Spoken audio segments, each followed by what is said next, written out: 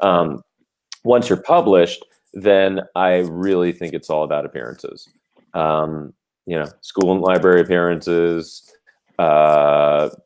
just getting yourself physically out there, bookstores. It's grueling, but that's how you build an audience. I know it's old fashioned too, but there's so much noise in the Twitterverse, and there's so much noise on social media that it just becomes background, and it doesn't sell books.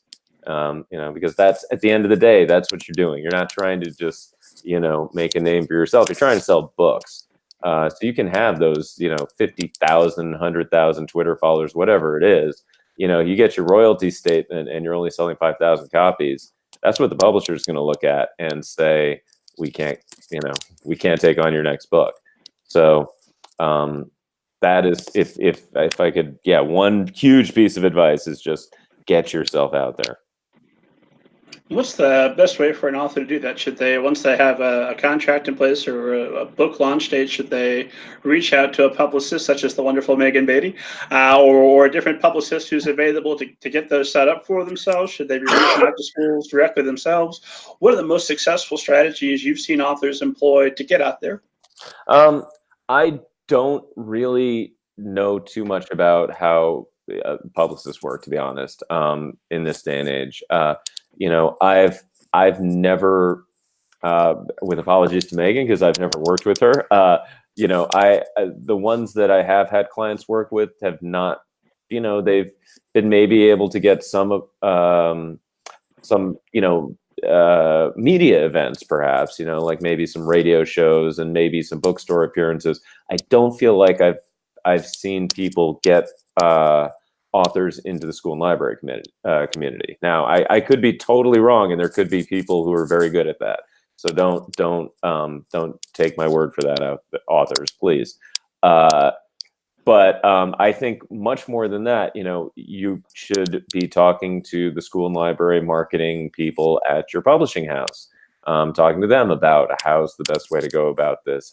Who do I contact? How do I contact people?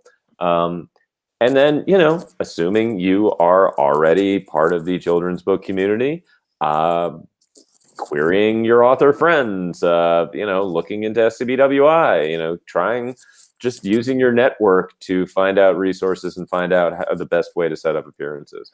I'm not even sure that cold calling is such a bad idea either. It's schools are a lot of schools are desperate to have people come in and do presentations. I'm sure my kids' school would love it. They could do more of those. Not sure that they'll pay for them, but it is exposure, and that's the sort of the goal behind it more. I mean, you can certainly if you are a appearance junkie, and you can do like zillions of 100 appearances a year that are paid appearances. You can make a nice sort of side living doing that. But in terms of book exposure, it's I'm not sure if paid appearances are necessarily the only way to do that. That makes sense. Yeah, sorry, and I think that's a little tangential anyway. So, well, it's speaking of tangential. John Rudolph. Yes. Former editor, current literary agent, publishing professional. Have you ever seen a flying saucer, and do you believe in them? I have not seen a flying saucer. Do I believe in them? Sure, why not?